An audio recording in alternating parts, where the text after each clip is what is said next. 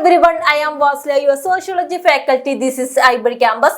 നമ്മൾ ഇന്ന് ഡിസ്കസ് ചെയ്യാൻ പോകുന്നത് IGNOU യൂണിവേഴ്സിറ്റി MA സോഷ്യോളജിയിലെ സോഷ്യോളജി ഇൻ ഇന്ത്യ 1 എന്ന് പറഞ്ഞ ഈ ഒരു സബ്ജക്റ്റിലെ സെക്കൻഡ് യൂണിറ്റ് ആയിട്ടുള്ള emergence of the discipline issues and themes എന്ന് പറയുന്ന ഈ ഒരു യൂണിറ്റ് ആണ് നമ്മൾ ഇന്ന് ഡിസ്കസ് ചെയ്യാൻ പോകുന്നത്. ഇതിലെ ഫസ്റ്റ് യൂണിറ്റ് നമ്മൾ ഡിസ്കസ് ചെയ്തിട്ടുണ്ട്. അതിന്റെ വീഡിയോ നമ്മളെ യൂട്യൂബ് ചാനൽ അപ്ലോഡ് ചെയ്തിട്ടുണ്ടായിരുന്നു. ഇതിന്റെ സെക്കൻഡ് ചാപ്റ്റർ ആണ് നമ്മൾ ഇന്ന് ഡിസ്കസ് ചെയ്യാൻ പോകുന്നത്. നമ്മൾ ഈ ഒരു ചാപ്റ്ററിൽ ആദ്യം ഡിസ്കസ് ചെയ്യുന്ന ടോപ്പിക് ഏതാണ്? Growth and development of sociology as A profession. ഒരു പ്രൊഫഷൻ ലെവലിൽ എങ്ങനെയാണ് സോഷ്യോളജി എന്ന് പറഞ്ഞ സബ്ജക്ട് ഗ്രോത്ത് ചെയ്തിട്ടില്ല അല്ലെങ്കിൽ ഡെവലപ്പ് ചെയ്തിട്ടില്ല നമ്മൾ ഡിസ്കസ് ചെയ്യാൻ പോകുന്നത്.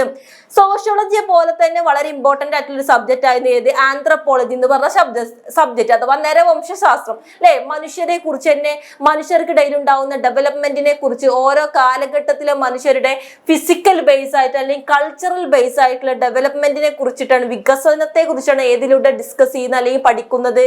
ആന്ത്രപ്പോളജി എന്ന് പറഞ്ഞ സബ്ജക്റ്റിലൂടെ പ്രധാനമായിട്ടും ഡിസ്കസ് ചെയ്യുന്നത്. പ്രധാനമായിട്ടും സോഷ്യോളജി അതുപോലെ തന്നെ ആന്ത്രപ്പോളജി എന്ന് പറഞ്ഞ സബ്ജക്ട് 3 മെയിൻ സ്റ്റേജ് 3 കാലഘട്ടത്തിലൂടെയാണ് ഡെവലപ്പ് ചെയ്തിട്ടുള്ളത്. അതിൽ ഫസ്റ്റ് വൺ ആണ് 1773 to 1990 അല്ലെ. ആ ഒരു കാലഘട്ടത്തിലാണ് ഫസ്റ്റ് ഇത് എന്ത് ചെയ്തത്? ബിഗൈൻ ചെയ്തിട്ടുള്ളത്. അതായത് this was the beginning stage when the foundation of these subject were led അല്ലെ. അതായത് ഈ 1773 to 1900 ഈ ഒരു കാലഘട്ടത്തിലാണ് ഈ സബ്ജക്ട് എന്തിട്ടുള്ളത്? ഒരു തുടക്കം കുറിച്ചിട്ടുള്ളത് അല്ലെ. ഇതിന്റെ ഒരു ഫൗണ്ടേഷൻ എന്ന് പറയാൻ പറ്റും. ദെൻ 1901 to 1950 ഈ ഒരു കാലഘട്ടത്തിലാണ് sociology and anthropology become A professional subject with proper teaching and research. അതായത് 1901 to 1950 ഈ ഒരു കാലഘട്ടം ആയപ്പോൾ എന്ത് ചെയ്തു? സോഷ്യോളജി അതുപോലെ തന്നെ ആന്ത്രോപോളജി എന്ന് പറഞ്ഞ സബ്ജക്ട് ഒരു പ്രൊഫഷണൽ സബ്ജക്റ്റ് ആയി മാറുകയും പ്രോപ്പർ ആയിട്ടുള്ള ടീച്ചിങ് റിസർച്ച് ഒക്കെ ഇതിന്റെ ഫലമായിട്ട് നടക്കാൻ തുടങ്ങി.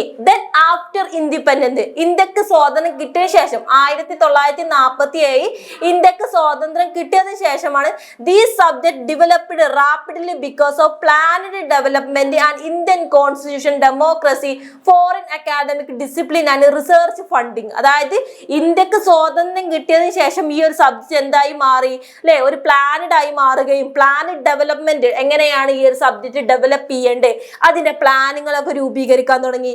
ഇന്ത്യൻ കോൺസ്റ്റിറ്റ്യൂഷനിൽ ഇത് വരാൻ തുടങ്ങി. ഡെമോക്രസിയിൽ, ഫോറിൻ അക്കാഡമിക് ഡിസിപ്ലിനിൽ ഒരു റിസർച്ച് ഫണ്ടിങ് തന്നെ ഇതെന്ത് ചെയ്തു? സ്ഥാപിതമായി. അപ്പൊ ഓരോ ഘട്ടത്തിലൂടെയാണ് സോഷ്യോളജി എന്ന് പറഞ്ഞ സബ്ജക്ട് എന്തായി മാറിയിട്ടുള്ളത്?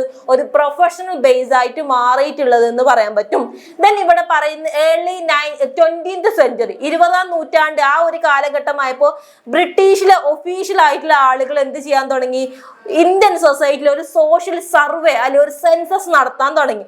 അതിന്റെ ഒക്കെ ഫലമായി തന്നെയാണ് പല സ്കോളേഴ്സുകൾ ഇന്ത്യൻ സൊസൈറ്റിയെ കുറിച്ച് മനസ്സിലാക്കുകയും ഇന്ത്യൻ സൊസൈറ്റിയിലെ ട്രൈബൽ സൊസൈറ്റിയെ കുറിച്ച്, ഇന്ത്യൻ സൊസൈറ്റിയുടെ ഫീച്ചറിനെ കുറിച്ചൊക്കെ പല ആളുകളും പഠനം നടത്താൻ തുടങ്ങിയിട്ടുള്ളത്. പ്രത്യേകിച്ച് WHR റിവേഴ്സ് എന്ന് പറയുന്ന വ്യക്തി ഇന്ത്യൻ സൊസൈറ്റിയിലെ തോഡ എന്ന് പറയുന്ന ട്രൈബൽ സൊസൈറ്റിയെ കുറിച്ച് വളരെ സൗത്ത് ഇന്ത്യയിലെ ട്രൈബൽ സൊസൈറ്റിയെ കുറിച്ച് ഫീൽഡ് വർക്ക് സ്റ്റഡി നടത്തി.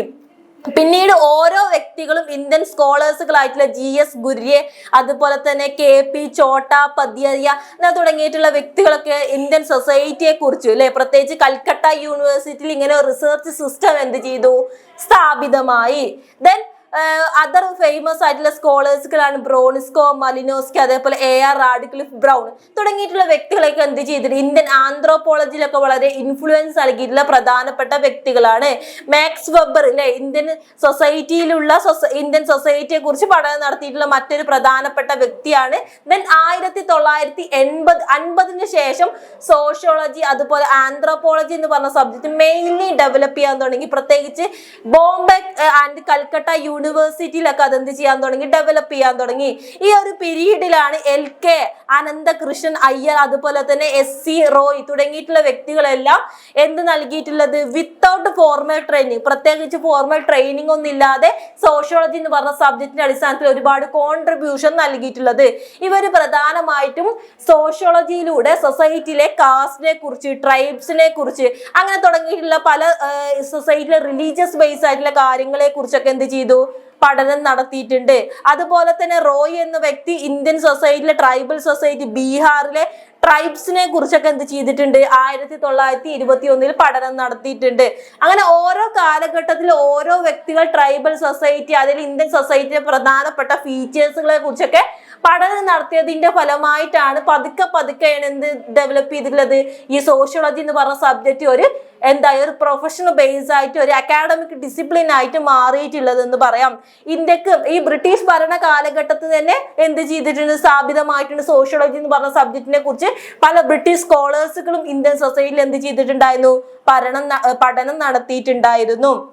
അപ്പൊ ഓവറോൾ നമ്മൾ ഇതിലൂടെ മനസ്സിലാക്കി വെക്കേണ്ടതാണ്, പതിയെ സ്മാൾ ആൻഡ് ബിഗിനിങ് ഒരു പതിയെയാണ് സോഷ്യോളജിയെ പോലെ തന്നെ ആന്ത്രപ്പോളജി എന്ന് പറഞ്ഞ സബ്ജക്റ്റും ഇന്ത്യയിൽ എന്ത് ചെയ്തിട്ടുള്ളത്, ഡെവലപ്പ് ചെയ്തിട്ടുള്ളത്. അക്കാഡമിക് ഡിസിപ്ലിൻ ആയി, ഒരു പ്രൊഫഷണൽ അക്കാഡമിക് ഡിസിപ്ലിൻ ആയിട്ട് മാറിയിട്ടുള്ളത്. ദെൻ നമ്മൾ ഡിസ്കസ് ചെയ്യുന്ന മറ്റൊരു ടോപ്പിക്കാണ് sociology in post independent in India. ഇന്ത്യക്ക് സ്വാതന്ത്ര്യം കിട്ടിയതിന് ശേഷമുള്ള സോഷ്യോളജിയെ കുറിച്ച് നമ്മൾ ഡിസ്കസ് ചെയ്യുന്നുണ്ട്. ദെൻ ഇന്ത്യക്ക് സ്വാതന്ത്ര്യം കിട്ടിയതിന് ശേഷമാണ് സോഷ്യോളജി എന്ന് പറഞ്ഞ സബ്ജക്ട് കൂടുതലായിട്ട് എന്ത് ചെയ്യുന്നത്, ഡെവലപ്പ് ചെയ്തില്ല. അതിന്റെ മുന്നേ എത്രത്തോളം എന്ത് ചെയ്തിട്ടുണ്ടായിരുന്നില്ല, ഡെവലപ്പ് ചെയ്തിട്ടുണ്ടായിരുന്നില്ല അല്ലെ. അതിനുശേഷം ഇന്ത്യക്ക് സ്വാതന്ത്ര്യം കിട്ടിയതിനു ശേഷമാണ് ഒരു അക്കാഡമിക് ഡിപ്പാർട്ട്മെന്റ് ആയി ഇത് മാറിയിട്ടുള്ളത്. ഇതിന്റെ അടിസ്ഥാനത്തിൽ ഒരുപാട് വ്യക്തികൾ പഠനം നടത്തിയിട്ടുണ്ടായിരുന്നു. പിന്നീട് സോഷ്യോളജി ആദ്യം എക്കണോമിക്സിന്റെയും സോഷ്യൽ ഫിലോസഫിയുടെ ഒക്കെ ഡിപ്പാർട്ട്മെന്റിനോട് ചേർന്നിട്ടുള്ള ഒന്നായിരുന്നു.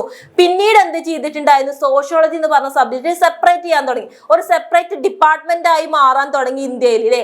അതായത് പിന്നീട് ഈ ഒരു സബ്ജക്ട് ഡെവലപ്പ് ചെയ്യുകയും അതിന്റെ അടിസ്ഥാനത്തിൽ ഒരുപാട് പഠനങ്ങൾ നടത്തുകയൊക്കെ ചെയ്തിട്ടുണ്ടായിരുന്നു. 1910 to 1950 ഈ ഒരു കാലഘട്ടത്തിൽ സോഷ്യോളജി അതുപോലെ തന്നെ ആന്ത്രപ്പോളജി എന്ന് പറഞ്ഞ സബ്ജക്ട് ഒരു പ്രൊഫഷണൽ സബ്ജക്റ്റ് ആയി മാറി. 1910 to 1950 ആ ഒരു കാലഘട്ടത്തിൽ സോഷ്യോളജിയെ പോലെ തന്നെ ആന്ത്രപ്പോളജി എന്തായി മാറിയിട്ടുണ്ട്, ഒരു പ്രൊഫഷണൽ സബ്ജക്റ്റ് ആയി മാറിയിട്ടുണ്ട്. പിന്നീട് ആദ്യം കുറച്ച് യൂണിവേഴ്സിറ്റി, പ്രത്യേകിച്ച് ആദ്യം ബോംബെ യൂണിവേഴ്സിറ്റിയിലായിരുന്നു ഇത് സ്റ്റാർട്ട് ചെയ്തിട്ടുണ്ടായിരുന്നു. പിന്നീട് അതെന്ത് മാറി, പല യൂണിവേഴ്സിറ്റിയിൽ എന്ത് സ്റ്റാർട്ട് ചെയ്യാൻ തുടങ്ങി, ഈ സോഷ്യോളജി അടിസ്ഥാനത്തിൽ ഒരു അക്കാഡമിക് ഡിപ്പാർട്ട്മെന്റ് സ്റ്റാർട്ട് ചെയ്യാൻ തുടങ്ങി അല്ലെ. സോഷ്യോളജിയെ പോലെ തന്നെ ആന്ത്രപ്പോളജിയും ഇന്ത്യക്ക് സ്വാതന്ത്ര്യം കിട്ടിയതിനു ശേഷമാണ് എന്ത് ചെയ്തുള്ളത്, വലിയ രീതിയിൽ ഒരു മാറ്റം അല്ലെങ്കിൽ ഒരു ഡെവലപ്മെന്റ് എന്ത് ചെയ്തുള്ളത്, സ്ഥാപിതമായിട്ടുള്ളത്. ദെൻ ഇതൊരു അക്കാഡമിക് ഒരു സബ്ജക്റ്റ് ആയി എന്ത് മാറി, പിന്നീട് സോഷ്യോളജി മാറിയിട്ടുണ്ടെന്നാണ് ഇതിലൂടെ അല്ലെ. സോഷ്യോളജിയെ പോലെ തന്നെ ആന്ത്രപ്പോളജിയും മാറിയിട്ടുണ്ട്. ദെൻ പിന്നീട് സോഷ്യോളജി എന്ന് പറഞ്ഞ സബ്ജക്ട് വളരെ സ്റ്റാൻഡേർഡൈസ്ഡ് ആയി മാറി, ഓർഗനൈസ്ഡ് ആൻഡ് സ്റ്റാൻഡേർഡൈസ്ഡ് ആയി മാറിയിട്ടുണ്ട്.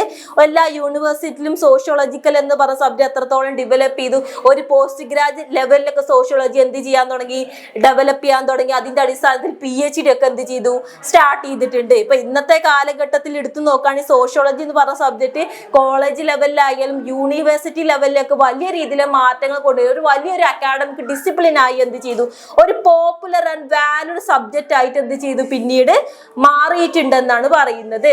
ദെൻ നമ്മളിവിടെ ഡിസ്കസ് ചെയ്യുന്ന മറ്റൊരു ടോപ്പിക്കാണ് some major research trend during the 17th 17ാം നൂറ്റാണ്ടിലെ ആ ഒരു മേജർ റിസർച്ചിനെ കുറിച്ചിട്ട് ഇവിടെ പറയുന്നുണ്ട് അല്ലെ. 1970കളിലായി സോഷ്യോളജി എന്ന് പറഞ്ഞ സബ്ജക്ട് എന്ത് ചെയ്തു, എമേർജ് ചെയ്തിട്ടുണ്ടായിരുന്നത്.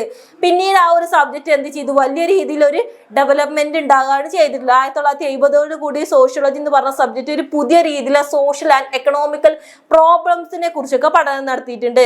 പ്രധാനമായിട്ടും research started to pay the more attention.